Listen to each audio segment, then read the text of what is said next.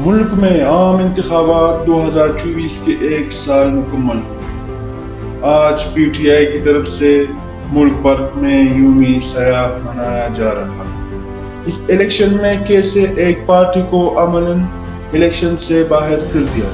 اس election میں عوام باہر نکل کر ایک عوامی پرامن انقلاب برپا کیا تھا، لیکن بدقسمتی سے جس کو ووٹ نہیں پڑا اقتدار پر قابض ہو گئے۔ جانتے ہیں الیکشن 2024 کے بارے میں، لیکن سب سے پہلے ہمارے ریکویسٹ ہے کہ اس چینل کو سبسکرائب کریں۔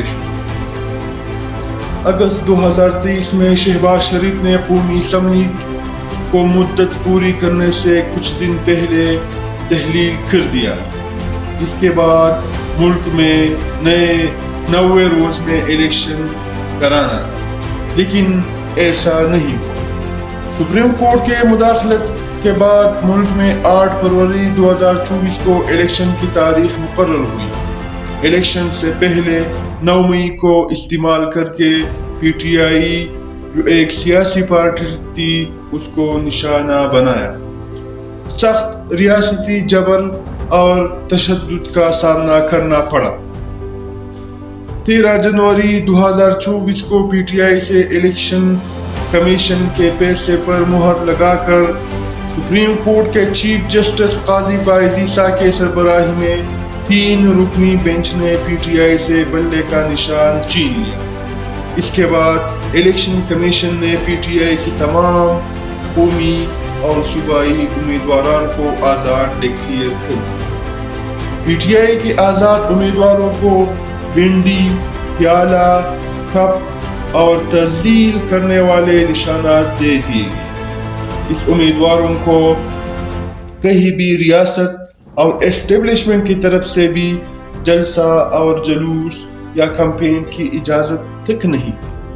حتیٰ کہ پی ٹی آئی کا کوئی بھی امیدوار اپنے کاغذات لے کر آر او آفس کاغذات جمع کرنے جاتا تھا تو اس امیدوار کو بھی اٹھا لے جاتے۔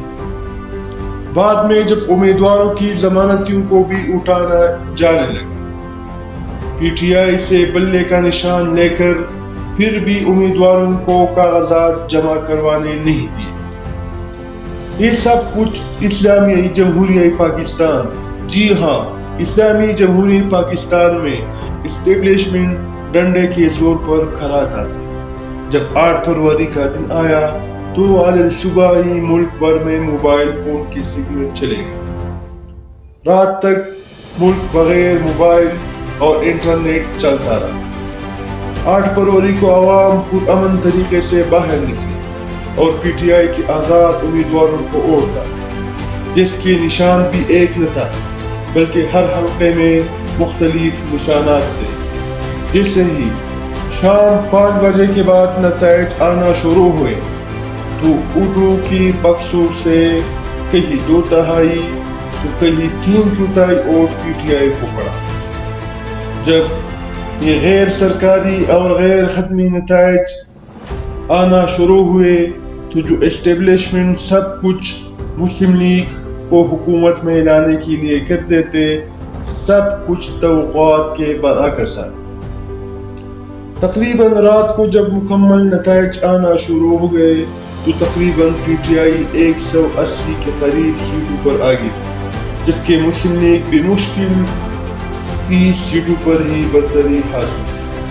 مسلم لیگ کے قائد نواز شریف نے لاہور میں جیل میں قید 9 مئی کے الزام میں ڈاکٹر یاسمین راشد سے بری طرح ہار گئے، جبکہ خواجہ سید سیالکوٹ، رانا ثناء اللہ فیصل آباد، عبدالرحمان ڈیرہ اسماعیل خان، ایمن ولی چارسدہ، پرویز خٹک نوشہرہ سے ہار گئے۔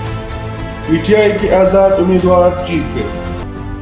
اس ووٹ کے ذریعے عوام نے سامراج کو شکست دی، تجزیہ نگاروں اور تاریخ دانوں کو حیران کر دیا کہ ایک پارٹی جس کے سربراہ قید میں ہے، ساری لیڈرشپ قید میں ہے، تھرڈ کلاس کے لیڈرشپ کو ووٹ پڑا اور اسٹیبلشمنٹ کو شکست دی۔ جب 9 فروری شروع ہوئی تو حالات مختلف ہو گئے۔ جب رات کو سب ہار رہے تھے تو اچانک نیوز چینل پر رزلٹ تبدیل ہو گئے۔ جیتی ہوئی سیٹوں کو ہار میں بدل کر ریاست نے زبردست براٹ کیا۔